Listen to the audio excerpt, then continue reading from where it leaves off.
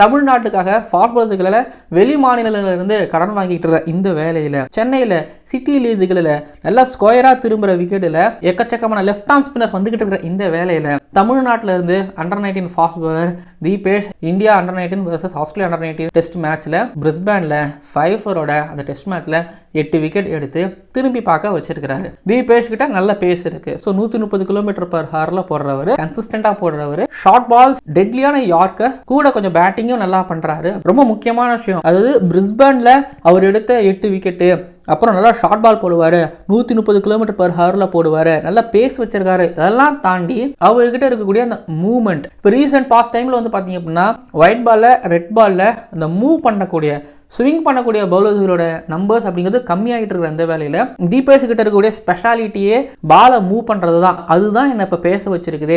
இந்த காலகட்டத்தில் fast bowlers நல்லா பேஸ் போடணும், நல்லா ஏற்றணும் அப்படின்னு இருக்கிற இந்த காலகட்டத்தில் தீபேஷ் கிட்ட இருக்கக்கூடிய இன் அண்ட் அவுட் போடக்கூடிய அந்த குவாலிட்டி, அது லெஃப்ட் ஹேண்டருக்கும் சரி ரைட் ஹேண்டருக்கும் சரி, ரெட் பால்லையும் ஒயிட் பால்லையும் அவர் அந்த மூவ் பண்ணுறாரு. அவரோட பவுலிங் வீடியோ பார்க்கும்போது ஆல்மோஸ்ட் அது 6th 5th ஸ்டெம்பில் பிச் ஆகி உள்ள மிடில் ஸ்டெம்புக்கு பாலை கொண்டு வந்து அடிக்கிறாரு. அதுக்கப்புறம் செஸ்ட் அவுட் சைட் ஆஃப் ஸ்டெம்பில் பிச் பண்ணி பேட்டரை எட்ஜ் எடுக்க வைக்கிறாரு.